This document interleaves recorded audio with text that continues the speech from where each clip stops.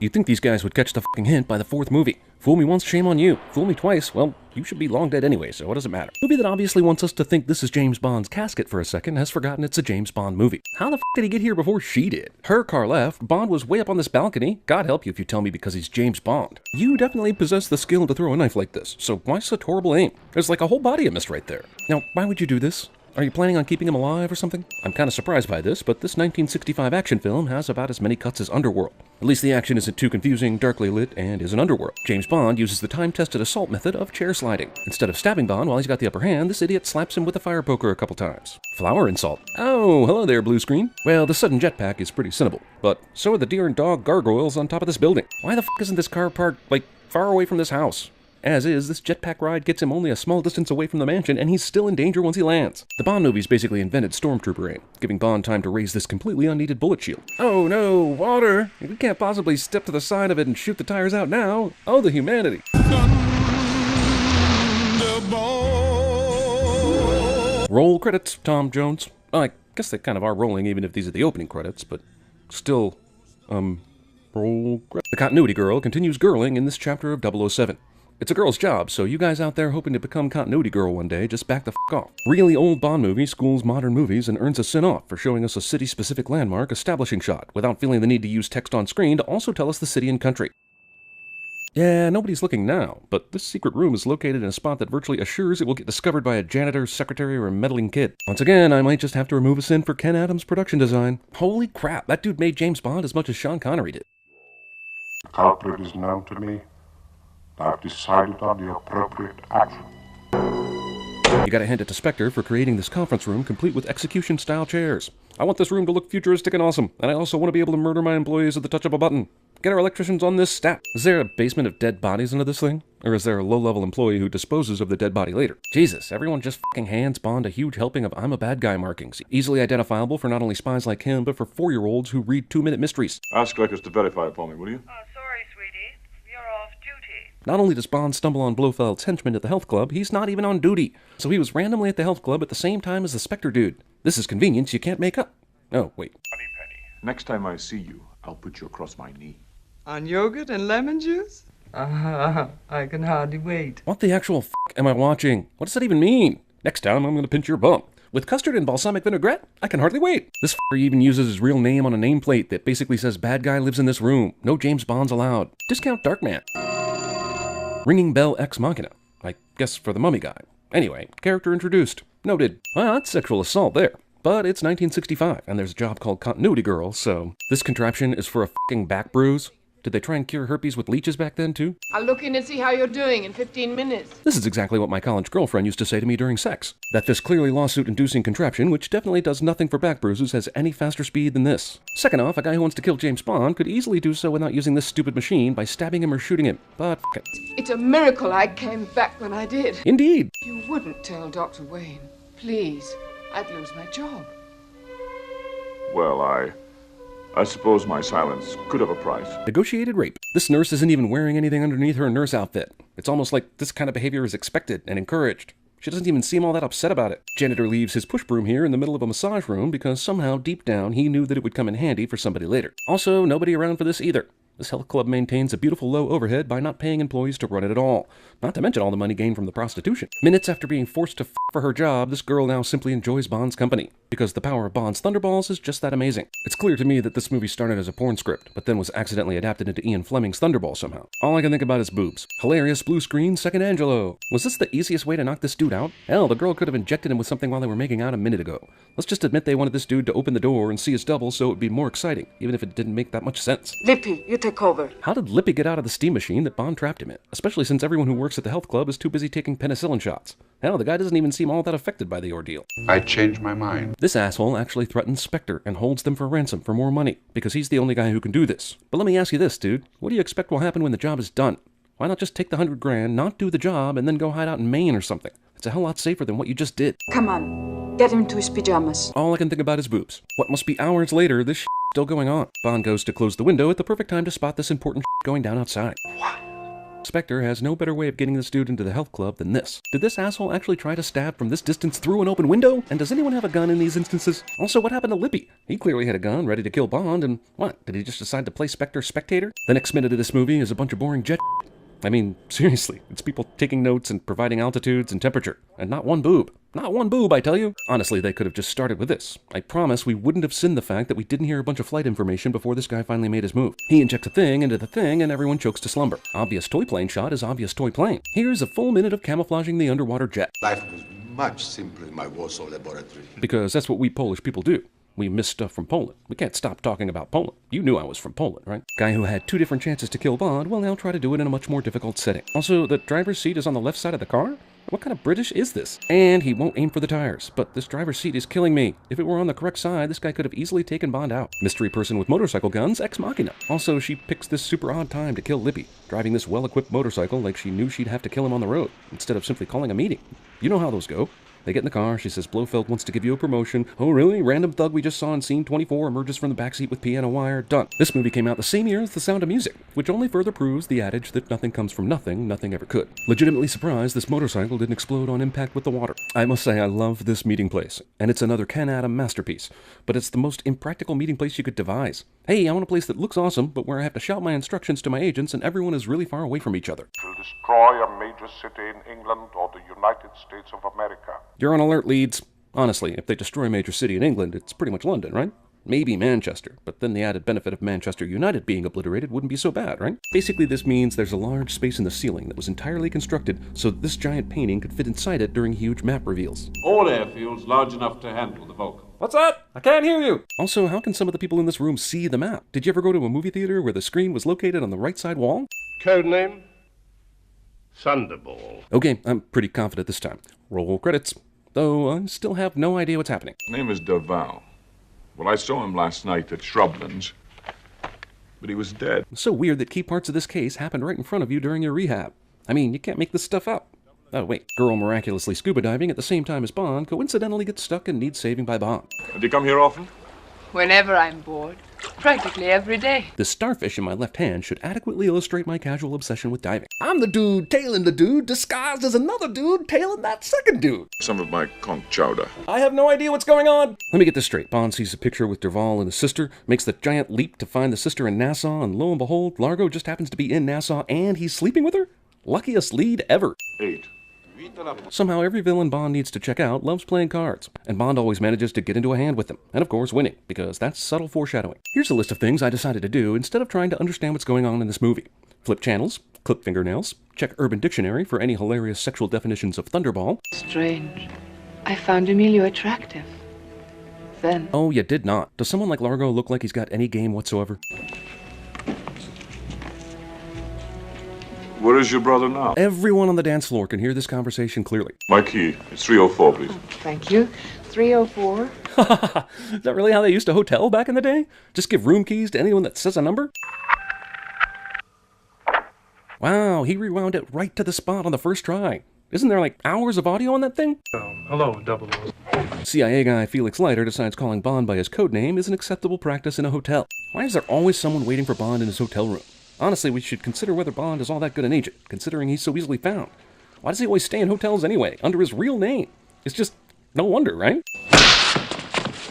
You let him get the better of you. This is perhaps the problem with Spectre overall, expecting their low-level dumbasses to be better than an MI6 agent. Luckily, this conversation took place right next to a pool full of sharks for easy henchman disposal. Well, gentlemen, unless those bombs are found, I'm very much afraid we'll have to pay their price. Yeah, you said that earlier. We remember. But unless the bombs are recovered, payment will have to be made. You're an asshole that says asshole things, asshole. 0 hour, still $2,000 on the 27th.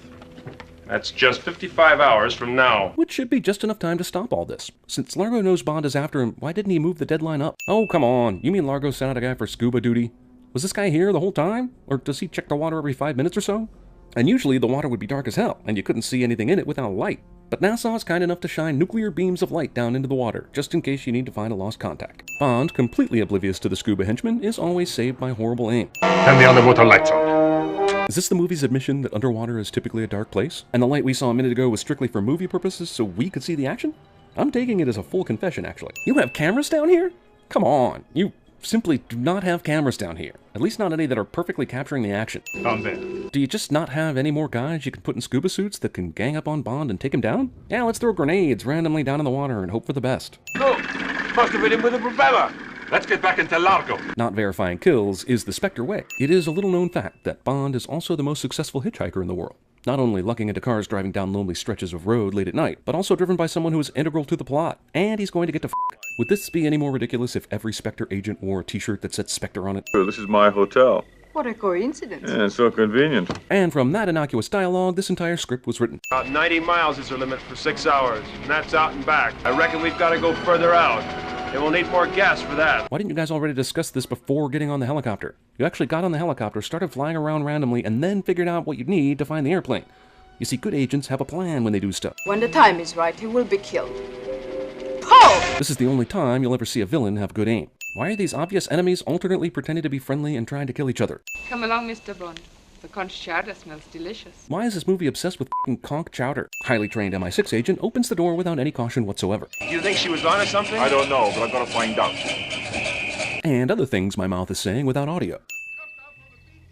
Bond is so amazing he can slam this metal door without it making any noise. Movie has James Bond make a Johnny English spy mistake so the bad guys can keep up with him. This guy was, the movie would have you believe, looking for Bond by hiding behind this plant, so that if Bond, who is dressed in the same all-black attire as all these henchmen running around here, ran by this one spot, he'd be able to ambush him. No! I got a better idea. Drowning him behind something you can't see through instead of just shooting him? No, that is not a better idea. And be sure to close the tunnel hatch afterwards so Bond can't escape through that, right? Right? Also, why not just let Bond drown? Why the sharks? Why does everything have to come down to sharks? Since these guys are both stuntmen dressed in black, I literally have no idea which character just got stabbed. These sharks don't notice shit. Obviously behind glass Bond is obviously behind glass. These other sharks simply don't give a shit.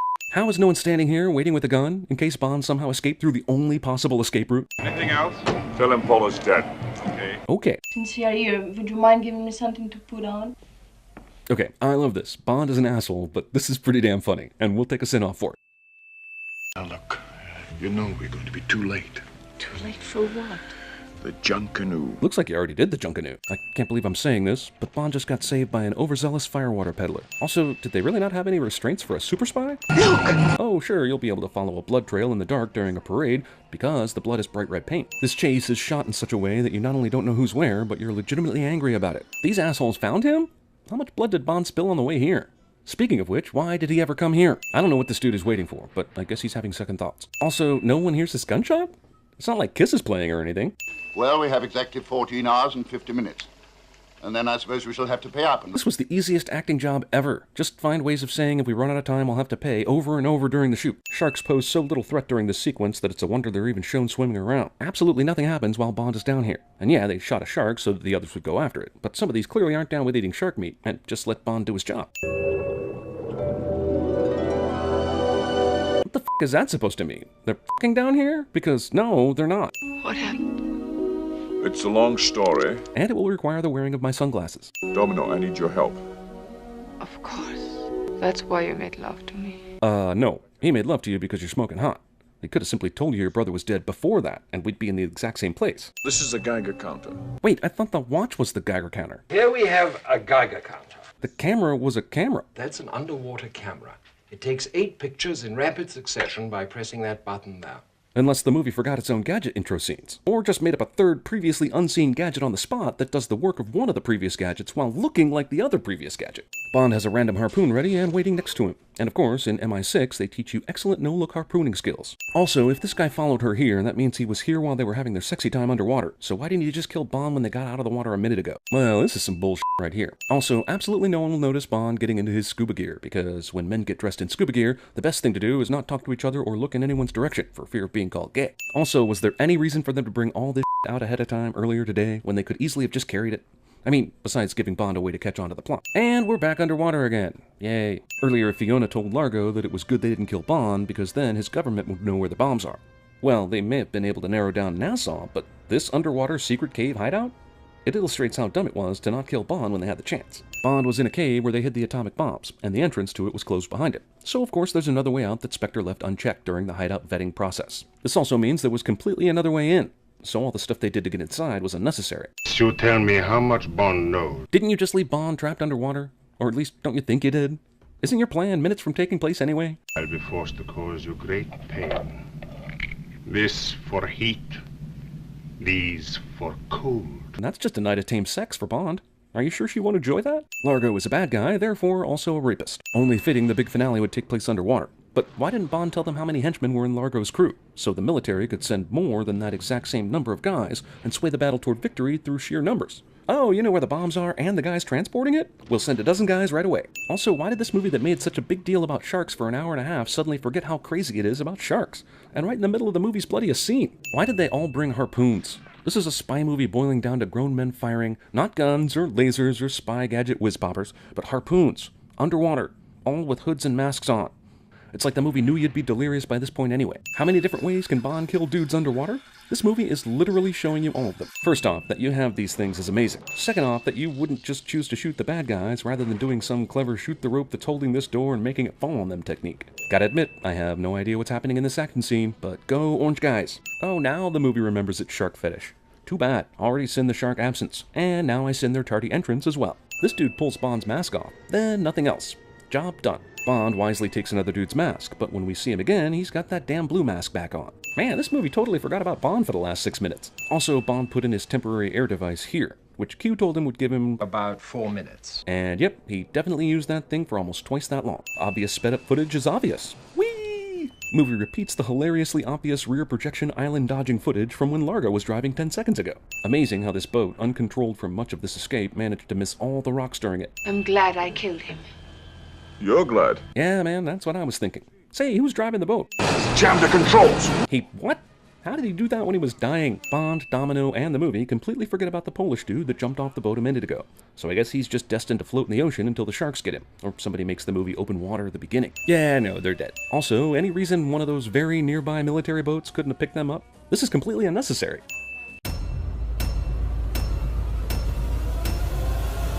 Next time I see you, I'll put you across my knee.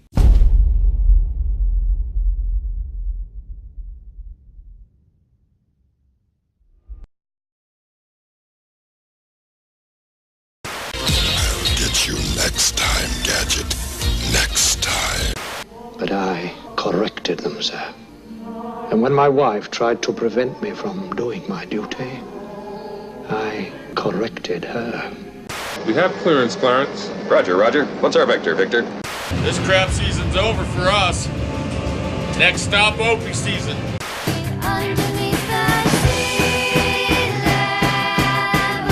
We all live in a yellow submarine.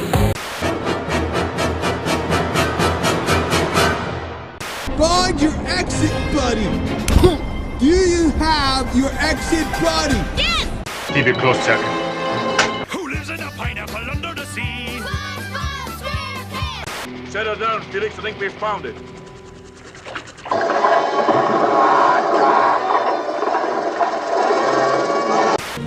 Who makes that?